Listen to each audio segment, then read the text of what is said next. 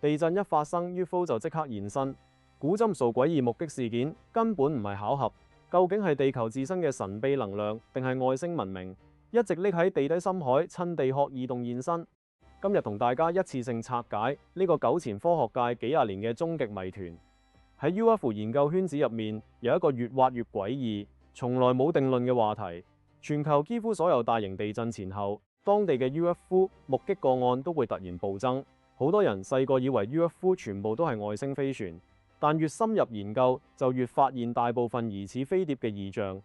其實係地球自己製造出嚟嘅神秘光影。但與此同時，又有大量個案古蹟同異象，完全冇辦法用科學自然現象解釋。咁到底係大自然嘅神奇巴架，定係外星文明一直潛伏喺地球？地震只係佢哋出動嘅信號。而家學界最有說服力，亦都最顛覆認知嘅一套理論，嚟自英國異常現象研究員保羅德弗魯嘅著作《地球之光解讀未知異象》。佢唔係亂吹外星陰謀，反而係用咗幾十年時間統計全球地質數據同 UFO 目擊記錄，最後發現一個鐵律：UFO 最中意出現嘅地方、最密集嘅時間段，剛剛好就係地殼壓力積聚、細地震頻繁發生嘅區域。兩者嘅關聯度極高，絕對唔係單純嘅巧合。加拿大嘅地質團隊曾經做過專項調研，結果非常震撼。當一塊區域嘅地殼岩層不斷受壓，去到瀕臨斷裂嘅臨界狀態時，呢度嘅 UFO 目擊次數會直線飆升，時間線完全對上。呢個發現直接推翻咗眼花、錯覺、巧合嘅講法，亦都令科學家開始正視我哋見到嘅好多外星飛碟根本就係地質運動釋放出嚟嘅能量異象。呢個現象絕對有科學根據，唔係天馬行空。地球岩層入面大量岩石都含有石英，而石英有一個好特別嘅特性，就係壓電效應。當地殼擠壓岩層承受巨大壓力嘅時候，石英會瞬間釋放大量電能，喺低空形成五顏六色、形態多變嘅發光體。呢啲光就係學界講嘅地球光，亦都係大家常聽嘅地震光。地球物理學家布萊恩·布雷迪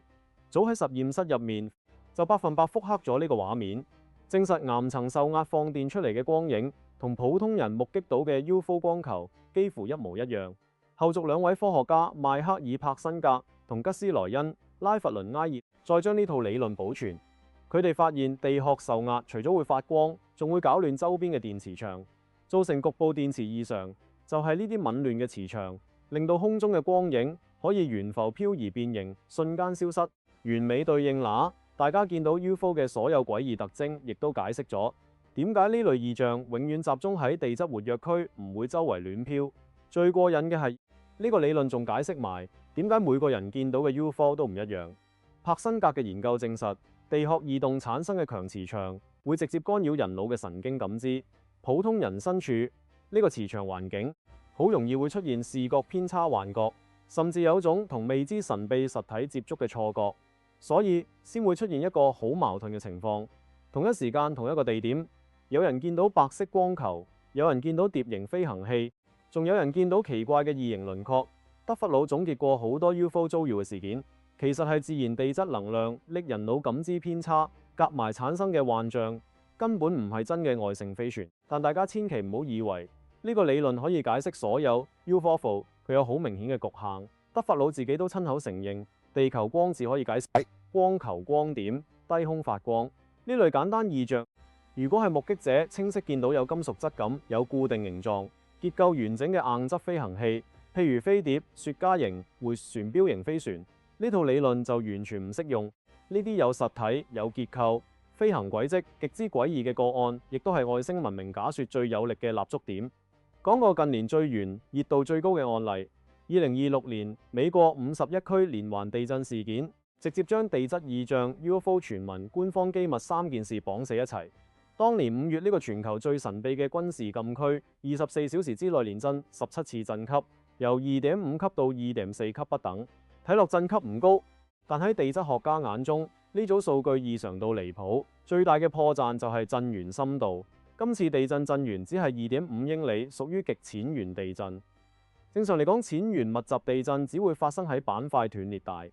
但伍士一區周邊地質極度穩定，幾十年都唔會出現一次密集淺震。更巧嘅係，地震發生嘅同一時間，特朗普公開放風，話五角大樓準備公開一批極重要嘅 UFO 機密檔案。兩件事撞得太準時，瞬間令51區嘅神秘感拉滿。地球物理學家伯恩斯結合當地歷史，大膽推測呢場地震根本唔係自然現象，好大機會係地下人工實驗搞出嚟嘅。大家要知，51區隔離嘅內華達試驗場，冷戰時期做過幾百次核爆地下岩層，至今仲有大量人工擾動痕跡同輻射異常。呢個推測雖然冇實錘，但邏輯非常通順，亦都解釋咗點解地震前後當地 UFO 目擊個案會突然暴漲。如果話51區嘅事件係現代都市傳說，咁2010年智利8.8級超級大地震就係寫進 UFO 研究史鐵證如山嘅經典個案。當年2月27號凌晨，智利納斯卡板塊同南美板塊劇烈碰撞，引發超級逆衝地震。今次地震釋放嘅能量等於500粒廣島原子彈一齊爆炸，係人類儀器記錄以來第6強嘅地震，3分幾鐘嘅劇烈搖晃，摧毀無數建築，造成500幾人遇難，200萬人受災。震中所在嘅馬烏萊大區更是滿目瘡痍。就喺大地劇烈震動、四周一片漆黑混亂嘅時候，一班身處馬烏萊湖戶外嘅老師師目擊到咗畢生難忘嘅詭異畫面。佢哋視野開闊，冇任何遮擋，清清楚楚見到漆黑嘅湖水深處慢慢升起一個超大嘅發光體，湖水由佢表面不斷滑落，成個物體垂直升空，懸浮喺湖面上空，之後突然加速，極速消失喺夜空。事後呢班老師一齊向智利 UFO 研究機構提交目擊報告，所有人嘅核心描述完全一致，冇互相抄，冇誇大，冇記憶錯亂。雖然深夜環境昏暗，細節睇得唔清，但水底升起，極速飛走呢個核心畫面，多人交叉印證，可信度非常高。而且當晚嘅目擊數據更加恐怖，單單係地震發生嘅呢一晚，當地就記錄咗16起獨立 UFO 目擊事件，仲有部分人低拍到咗影像。智利本身就係南美 UFO 高發地，聖克黎門特仲被叫做智利 UFO 之都，常年有人拍到發光球體潛入湖水、匿入山林。就算地震過咗10幾年，呢度嘅異象目擊率依然遠高於全球平均。馬烏萊湖本身嘅地質環境，亦都為呢啲異象增添好多神秘感。呢個湖坐落喺安第斯山脈，海拔超過2100米，周邊佈滿複雜火山地貌，湖底至今仲有活躍岩漿活動。時不時有岩漿湧出湖面，持續擾動水體同大氣。2023年7月，仲有人拍到呢個湖面持續發出奇怪低頻聲，被網友戲稱係太空歌聲。後來科學家先證實係岩漿活動、水體震動同大氣共振共同造成嘅自然現象。好多懷疑論者想用常規地震光解釋呢件事，但根本講唔通。傳統地震光係空中岩層放電形成嘅光影，只會憑空出現喺半空，絕對唔會由湖水深處升起。再加埋呢個區域長期有水底發光、UFO 出沒嘅記錄，絕對唔係單次地震嘅偶然現象，亦都令大家越發相信深海深湖底下可能真係匿住某啲未知飛行物。既然咁多 UFO 都中意喺水域出沒，咁地球嘅深海大湖底下會唔會藏住外星文明嘅秘密基地？呢個猜想就帶出咗比 UFO 更神秘、更少人知嘅 USO 不明潛水物，比起空中 UFO 一掃隱蔽性更強，謎團更多，而且大量目擊記錄都嚟自軍方專業人員，可信度極高。英國研究員內傑爾沃森講過一句好中肯嘅説話：地球70%表面都係水 ，UFO 同 USO 中意喺水域活動，其實好合理。廣闊嘅深海同深山湖泊係最完美嘅隱蔽據點。統計全球個案可以發現，USO 最中意出沒嘅地方，全部都係板塊活躍、地形複雜嘅海域，好似北海、加州海岸、波多黎各海域。好多人推測呢啲位置可能有長期穩定嘅水下據點。不過，沃森本人就比較保守，佢覺得而家冇任何實錘證據證明外星水下基地存在。USO 傳說只係人類對未知水域異象嘅想像，同美人魚、尼斯湖水怪一樣屬於民間傳說。但軍方親身經歷嘅一啲個案，真係完全冇辦法用自然現象解釋。最出名嘅就係美國海軍大衛弗雷沃團隊嘅遭遇。大家都知弗雷沃係2004年水的 UFO 事件嘅親歷者，佢曾經公開分享過戰友嘅 USO 奇遇。當時美軍直升機喺波多黎各海軍基地附近海域執勤，飛行高度只係50英尺，視野極佳。飛行員清清楚楚見到海面下浮出一個巨型深色圓形物體，體積大得誇張，輪廓規整，絕對唔係潛艇鯨魚或者任何已知水下生物。最詭異嘅係，當機組人員完成海上打撈作業之後，呢個巨型物體即刻快速下沉，消失喺深海。仲有更離譜嘅，今次任務投放嘅一枚訓練魚雷冇任何故障，冇洋流影響，憑空被一股未知力量吸入深海，從此失聯，永遠冇再浮出水面。呢件事至今冇任何科學理論可以解釋。仲有經典嘅塔利水下巢穴事件，細節更加誇張。目擊者拍到一個寬9米、高近3米嘅巨型水下不明物體喺水底短暫潛伏之後，瞬間破水而出，直衝雲霄速度遠超人類所有飛行器，幾秒就匿入雲層，只留低持續嘅低頻嗡聲同湖面久久不散嘅漩渦。呢種水下潛伏、極速升空、瞬間引力嘅能力，完全超越人類現有科技水平。除咗呢啲經典個案，墨西哥坦皮科海域、百慕大三角都多次出現 USO 蹤跡，有船員拍到碟形發光飛行器圍住海上油井盤旋。百慕大深海仲探測到疑似人工建造嘅巨型建築同海底金字塔。雖然呢啲線索都冇100%實錘，但無數詭異個案疊加起身，足以證明水域異象絕對唔係偶然。講完現代個案，我哋再將時間推返粒親700年前，一場遠古超級地震留低咗更加玄幻嘅海底謎團。公元365年7月21號，希臘克里特島爆發預估8.5級嘅超級地震，係古代地中海文明最慘烈、最出名嘅天災之一，被多位古羅馬、古希臘歷史學家詳細記載。根據古籍同幸存者口述，呢場地震發生之後出現咗極罕見嘅異象，大片海水突然急速後退，平時永遠被海水淹沒嘅海床完全暴露。正常海嘯來臨前都會有海水回撤現象，但今次大家喺裸露嘅海床上見到咗難以置信嘅嘢，一座座巨型金屬結構建築靜靜矗立喺海底，輪廓規整，體量巨大，絕對唔係自然岩石可以形成。所有人仲未反應過嚟，10幾米高嘅巨型嘯就席捲海岸，瞬間淹沒所有海床。呢啲神秘金屬建築再次被深海封存，從此絕跡人間。可以話，如果唔係呢場罕見嘅地質異象，人類永遠都發現唔到呢個遠古海底秘密。而家好多外星文明研究者將呢段遠古記載重新解讀，佢哋認為古希臘神話入面嘅海神波塞冬根本唔係神話神明，而是到訪地球嘅外星高等文明。傳說中波塞冬用3叉戟攪動大海，引發地震海嘯，其實就係外星文明使用高科技脈衝武器擾動地殼同海洋。古人理解唔到先進科技，先至將佢神化成神明嘅神力。當然，主流學界就唔認同呢套講法。科學家覺得海水回撤係正常水文現象，所謂嘅金屬建築只係特殊岩石喺光線同水汽折射下嘅視覺錯覺，再加古籍長年流傳被不斷誇張演繹。但無可否認，呢段遠古記載為古代外星文明、水下未知文明嘅猜想提供咗極具戲劇性嘅歷史佐證。講返我哋國內1976年唐山10.8級超級大地震，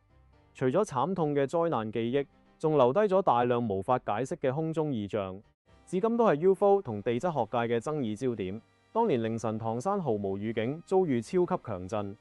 而喺災難來臨前幾小時，唐山乃至周邊大範圍夜空出現咗五顏六色、五花八門嘅奇異天光。災後統計顯示，超過60%唐山居民都目擊到震前地光。觀測範圍覆蓋震中立60公里，連北京都有人見到呢啲天光，色彩齊全，紅橙黃綠藍紫，樣樣都有，形態更加多變，帶狀、弧狀、柱狀、蘑菇狀、火球狀，應有盡有。其中最震撼嘅就係一顆顆紅色火球騰空升起，飄忽不定，仲伴隨低沉震響，視覺衝擊力極強。其實早喺1975年遼寧海城大地震之前，都出現過一模一樣嘅紅色火球異象。一粒粒光球好似信號彈咁升空，同唐山地震前兆高度吻合。呢啲地光有啲喺地震前幾小時出現，有啲同地震同步，形態特徵高度統一，絕對唔係偶然。科學界一貫解釋都係地殼壓電效應。地震前岩層持續受壓，積聚應力，釋放大量電荷，電離空氣之後形成地震光。呢套理論可以解釋大部分常規發光現象，但始終有細節講唔通。於是陰謀論者提出咗更大膽嘅猜想：大型地震代表地殼能量劇烈波動，而匿喺地球地底嘅外星基地會喺地殼異動時緊急避險。我哋見到嘅紅色火球根本唔係自然地光，而係外星飛行器從地底基地升空逃走嘅痕跡。呢個講法雖然冇實錘，但配合全球地震 UFO 綁定嘅規律，一直有大把人相信。講完地震同 UFO 嘅即時關聯，我哋再睇南美大陸嘅遠古遺跡，呢啲遠超古代人類生產力，完全唔符合時代水平嘅文明成果，可能先係外星文明長期干預地球嘅終極證據。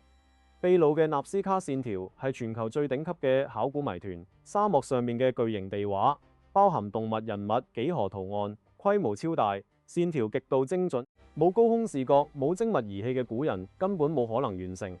以前學界只發現幾百幅納斯卡線條，直到 AI 技術介入，先徹底改寫考古認知。日本山形大學團隊聯手 IBM， 用人工智能解釋高精度航拍箱，短短半年就揾到300幾個新圖案。去到2025年，新增地畫數量突破500幅，但係2025年7月就官宣新增218幅，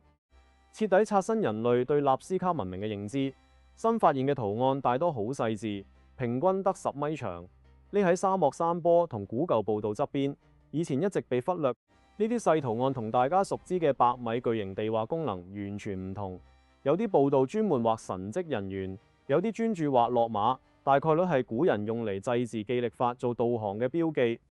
考古證實納斯卡線條誕生喺公元前200年到公元650年，由古納斯卡人創造，直到20世紀30年代民航飛機普及，世人先至發現呢啲奇蹟。早期學者覺得呢啲線條係天文歷法工具，但呢個講法有一個致命漏洞，所有巨型地畫淨係高空先可以睇到完整樣貌，地面睇只係雜亂線條。2000幾年前嘅人類唔識飛行，點解要花咁大代價畫一啲自己睇唔到嘅圖案？呢個悖論直接催生咗外星干預假說。好多研究者認為納斯卡線條根本係外星文明留低嘅星際導航坐標，專門俾外星飛行器定位使用。再加埋近年發現嘅宇航員圖案，更加坐實咗古人曾接觸外星文明嘅猜想。以當時人類嘅生產力同測繪技術，絕對做唔出如此精準宏大嘅工程。唯一合理嘅解釋就係有外星高等文明提供技術支持。同樣喺秘魯馬丘比丘遺址同最新發現嘅印加古城，進一步印證咗古安第斯文明擁有超前科技。2026年5月，秘魯考古隊喺安第斯高原發掘出塔克拉丘丘古印加城堡，面積係馬丘比丘嘅3倍，有成700座石建築，出土僅3新件金銀銅珍貴文物。呢個發現直接證明印加文明嘅發達程度遠超學界以往嘅判斷。馬丘比丘本身嘅建築技術到而家都令現代建築師驚嘆。遺址入面嘅巨型石材重達幾百噸，拼接縫隙，細到連一張紙都插唔入。冇車輪、冇駝獸、冇鐵器嘅石器時代，古人點樣將巨石搬上里青400米高山，精準切割無縫拼接，至今都係未解之謎。更離譜嘅係碳14檢測，部分建築結構距今足足6近年，遠比15世紀嘅印加帝國更早。除咗建築印加人嘅天文水平都超前時代幾千年。遺址入面嘅宣日石可以精準對應春分、秋分特定時間，影子完全消失。太陽神殿嘅窗戶設計極度精妙，冬至當日陽光會精準直射祭壇核心，其他區域一片漆黑。呢種極致精準嘅天文對齊，需要海量觀測同複雜運算，絕對唔係原始文明可以做到。2025年薩拉普恩庫遺址嘅考古成果，亦都證實呢片土地有連續幾千年嘅超前文明發展痕跡。呢一堆無法解釋嘅黑科技，令外星指導論成為主流猜想。支持者相信印加人嘅巨石建築用到外星反重力技術，精準天文觀測源自星際導航知識，而導致之後呈現人臉輪廓嘅山峰，就係外星文明留低嘅專屬標記。2026年入駐上海博物館嘅300幾件馬丘比丘文物，亦都再次向世人展示咗呢個古老文明嘅神秘與強大。最後講最硬核、最震撼嘅證據，秘魯出土嘅神秘古人類遺骸同超前開顱手術，直接為古代外星假說補上關鍵實證。喺秘魯同玻利維亞嘅古遺址，考古學家揾到超過800個帶精準鑽孔嘅古人顱骨，係全球遠古開顱遺跡最多嘅區域，而且大量顱骨被異常拉長，顱腔容積遠超正常。人類一直引發巨大爭議，人類學家就話呢個係古代顱骨塑形習俗。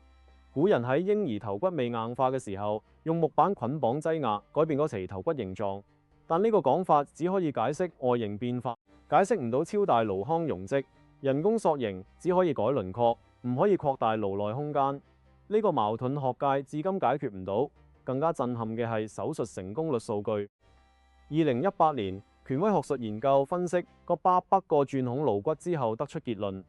公元前幾百年，當地開顱手術存活率已經有40%，去到公元入餐年後，存活率飆升到91%，反得印加鼎盛時期穩定維持喺75至83之間。大家可以對比下19世紀美國南北戰爭時期，軍醫有麻醉、有消毒、有基礎解剖知識，顱腦手術死亡率依然極高，遠遠不及幾千年前嘅南美古人。考古痕跡顯示，好多顱骨鑽孔邊緣光滑圓潤，證明患者術後長期存活。仲有不少人經歷過多次開顱手術都平安無事。呢個幾數洗平完全違背人類文明發展邏輯，冇解剖學、冇麻醉、冇無菌環境嘅古人，點樣做到高精度、高存活率嘅開顱手術，仲可以代代升級進步？學界只可以籠統歸結為長期試錯積累經驗，但呢個解釋太過牽強，根本說服唔到人。而外星文明假說就完美解釋，乃所有疑點。呢啲超大顱腔嘅拉長頭骨，好大機會係外星混血或者外星訪客遺骸。而超前嘅開顱技術就係外星文明傳授俾古安第斯人嘅高端醫學技術。甚至有外星人親自落手做手術，先至造就呢個遠古醫學奇蹟。綜合古今所有案例，我哋可以總結出一個清晰規律：大部分常見 UFO 異象確實係地質活動引發嘅地震、光電磁干擾同人類視覺偏差，可以用自然科學解釋。但始終有大量結構完整、科技超前、完全違背自然規律嘅飛行物異象，再加埋遠古文明一堆無解嘅超前科技醫學奇蹟，係而家科學體系嘅盲區。地震異動同 UFO 密集現身嘅強關聯，全球水域層出不窮嘅 UXO 謎團，南美古文明集體嘅科技爆發，呢一大堆線索絕對唔可以用巧合一筆帶過。到底係人類仲未完全揭開地球自身嘅神秘面紗，定係外星文明一直潛伏喺地球地底深海，借住地震呢啲地質異動暗中活動、觀察甚至干預人類文明？呢個終極問題至今依然冇標準答案。鍾意呢類未解之謎、外星異象、遠古神秘文明內容嘅朋友，記得點讚訂閱我嘅頻道，我會持續更新深度拆解影片，都歡迎大家喺評論區傾下偈。你更信一切都係地球自然現象，定係堅信外星文明一直暗中掌控地球？我哋一齊交流討論。